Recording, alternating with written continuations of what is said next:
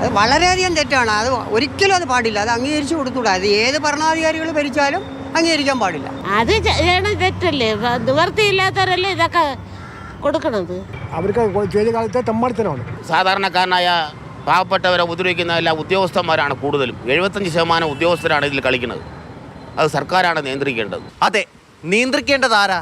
സർക്കാരാണ്. മഞ്ഞുമലയുടെ ഒരറ്റം മാത്രമാണ് പുറത്തു വന്നതെന്ന് സർക്കാരിന് നന്നായിട്ടറിയാം. തട്ടിപ്പിന്റെ വ്യാപ്തി ഇനിയും കൂടിയേക്കും. സംഘടിതമായ ഗൂഢാലോചന നടന്നതായി തട്ടിപ്പിന്റെ സ്വഭാവം വ്യക്തമാക്കുന്നു.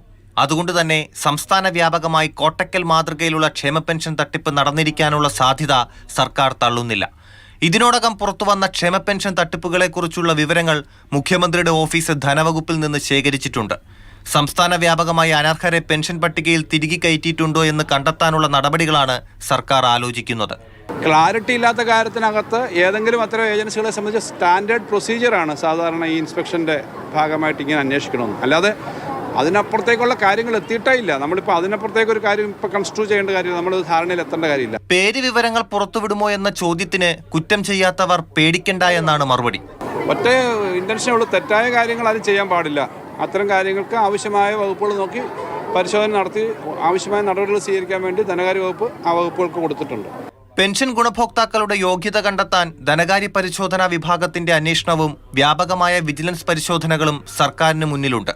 അപ്പോഴും ഒരു കാര്യം, തട്ടിപ്പിന്റെ ഭാഗമായി നിൽക്കുന്ന നഗരസഭകൾ സഹകരിക്കാതെ അന്വേഷണം കാര്യക്ഷമമാകില്ല.